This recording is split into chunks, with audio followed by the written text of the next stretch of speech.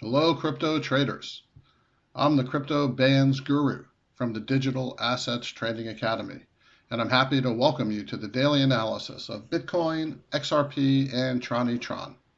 So please subscribe to the channel by pressing the like button below, and make sure to hit the alarm so you get notified of all new videos. And remember, this video is for educational purposes only and is not to be taken as investment advice. With that, let's get started and take a look at the crypto market and get an overview of today's actions. So we've had an explosive night and early morning for sure. And let's quickly take a look at the coin market cap. And you can see we're at $134 billion, which really isn't too bad. I think, where do we get up to on Friday? Let's see. Actually, we're still holding. Let's look at the 7-day and see where we are, because we did have a spike up and then a spike down. And let's see, we got to about, let's see, right there, 135 billion, and now we're sitting at 134 billion. So while we did have a dramatic push up last night and then sell off right after that, we're still stabilizing in over 132 billion dollars, which I believe we broke sometime last week. So overall, the market cap is doing well, even though some of your favorite cryptos may not have fared as well in this big sell-off. Let's take a look at the top 10. Of course, Bitcoin sold off 7%. Could be a great buying opportunity. So let's wait till we get to the charts before we discuss that. XRP sold off 8.54%. I don't know, XRP is not doing great lately. It's very sensitive to downward pressure. And we'll take a look at that as well. And of course, makes total sense. Tether is in the 7th position, up slightly, but that's the safe haven. So most people will go to Tether when they start seeing this kind of market volatility. And then Tron is doing a little better. Let's see, in the top 10, besides Binance, they're the second best, holding at only a 5.5% loss. And to me, that's the strength of their underlying project and all the possibilities that they're actually executing on. I am a big fan of Tron, which is why I include it. And, they've had a functioning mainnet since May. So what other projects have had a functioning mainnet for that long? So Bitcoin, obviously, that's functioning.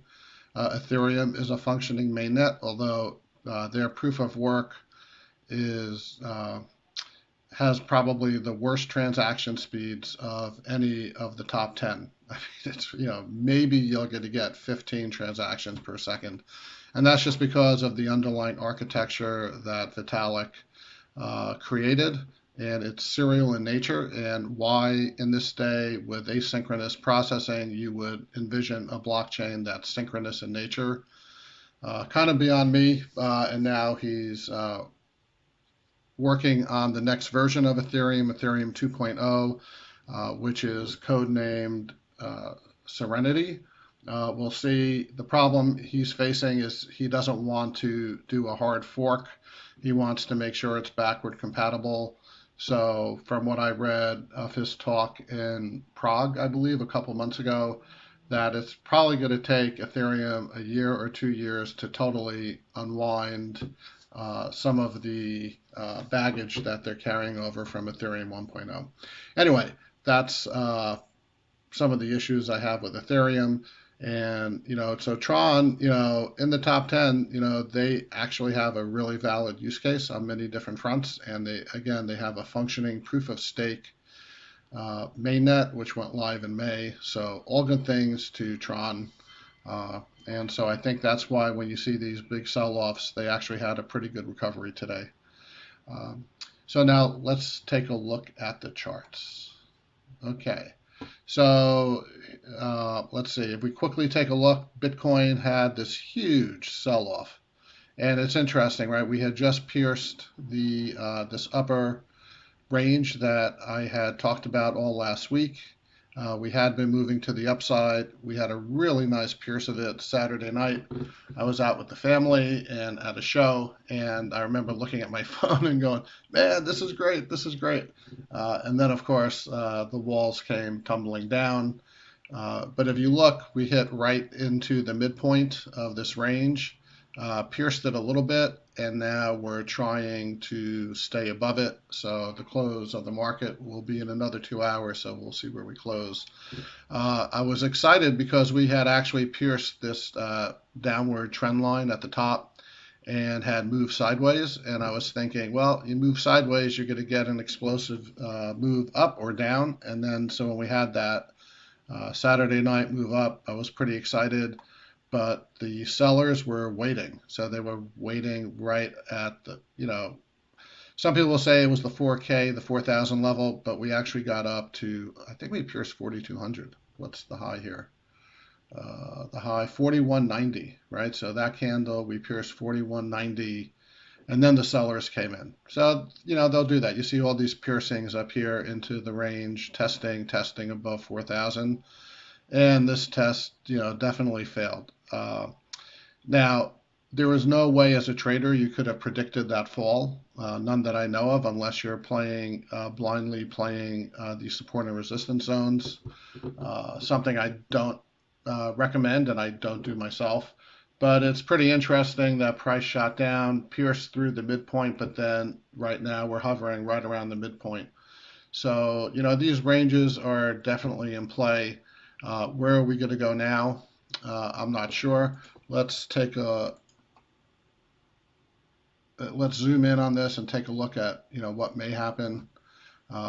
So if we extend this previous flag, and let's see, it's not locked, so that's good. I just want to move it out a little bit and see where the intersection point is, because sometimes these apexes act as future support and resistance. And I'm going to move this down a little bit to there. So, we may get a touch all the way down to 35, 36. That would actually be a pretty severe sell-off.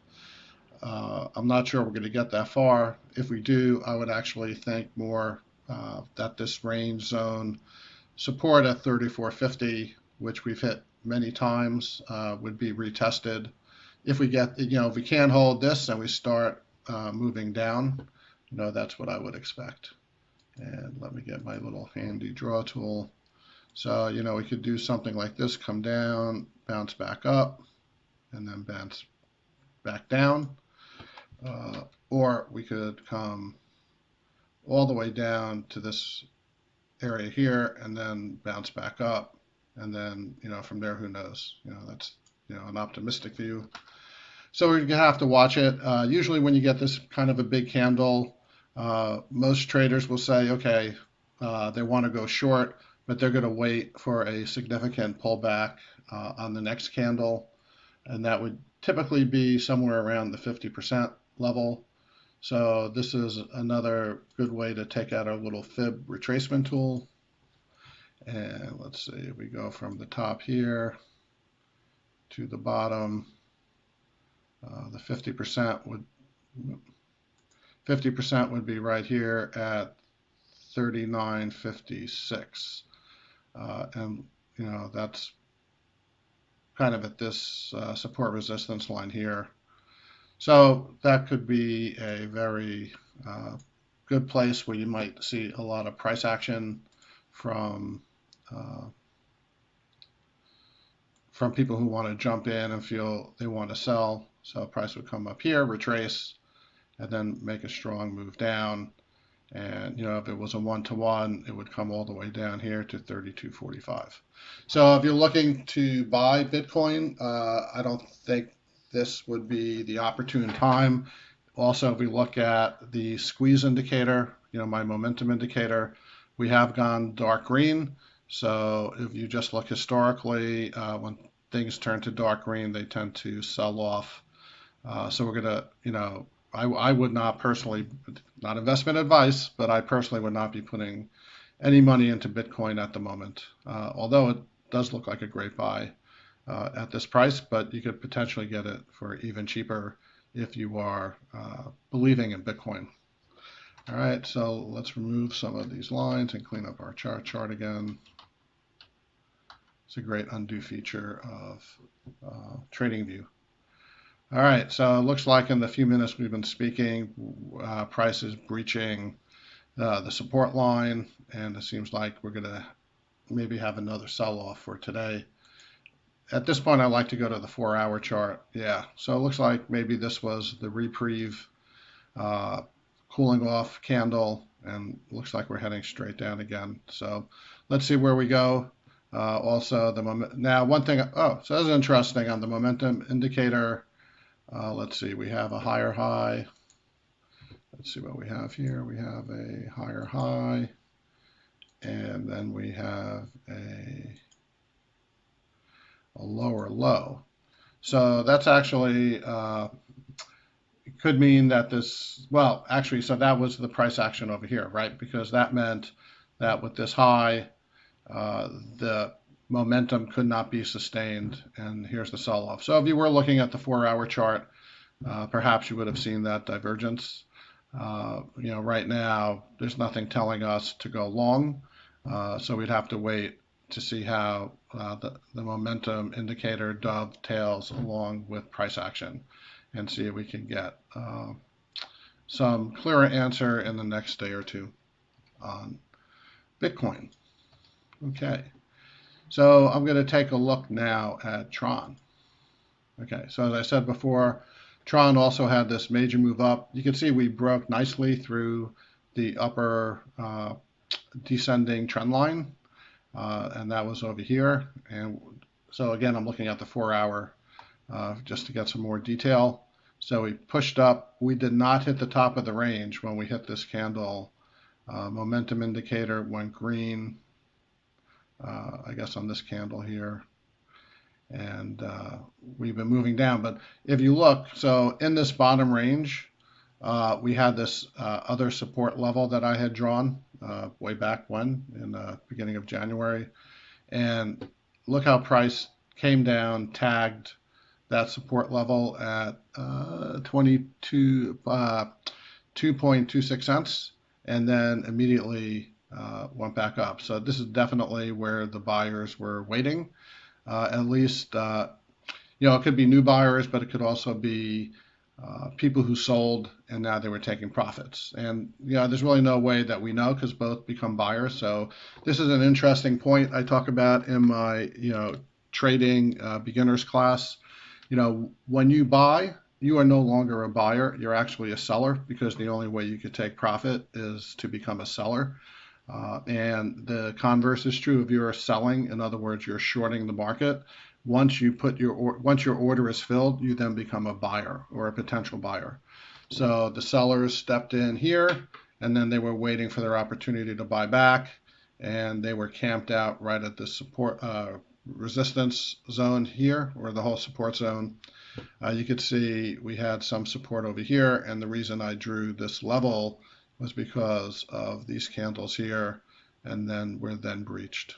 Okay, so looks like we're trying to get back above the 25% mark. So we'll see how the day plays out, but this is to me a positive sign for Tron. And then but I wouldn't be ecstatic yet. On the other hand, we do have a series of lower highs, and that's never a good thing. Yeah, so that's unfortunate. And let's see, so now we have a lower low, right? So if that pivot holds, we have a lower, well, even if it doesn't hold, we now have a lower low, and that would be the start of another move up if we're going to get it, or price is going to come down and double tag this area.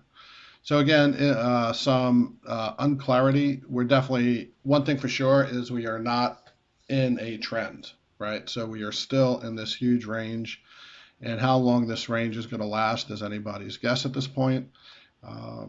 We had these two nice waves up, and now we're just moving sideways and consolidating.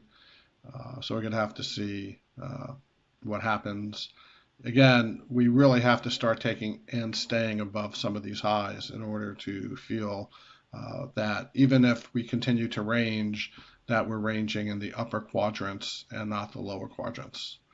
Uh, all right, so that's my take on Tron.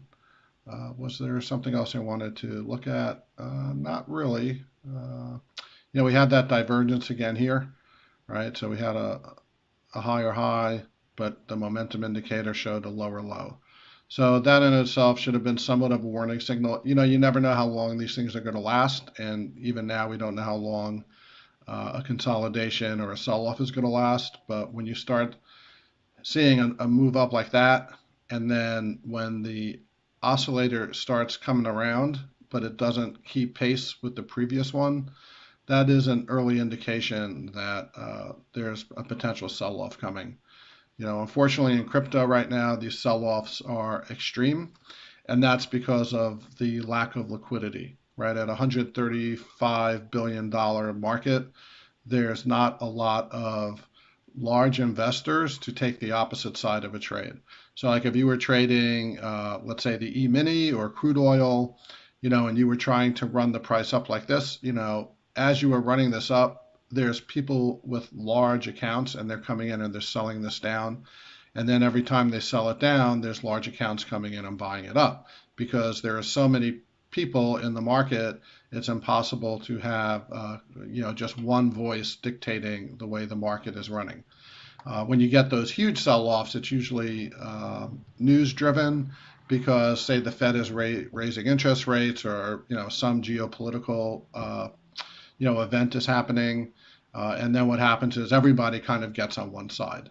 But if you take a look at, and I could, just for kicks, let me bring up the E-mini futures contract, and you do get these moves up, but they're like for instance, take this move up, people are constantly shorting it because they keep thinking it's going to change, and then here was a change of direction candle.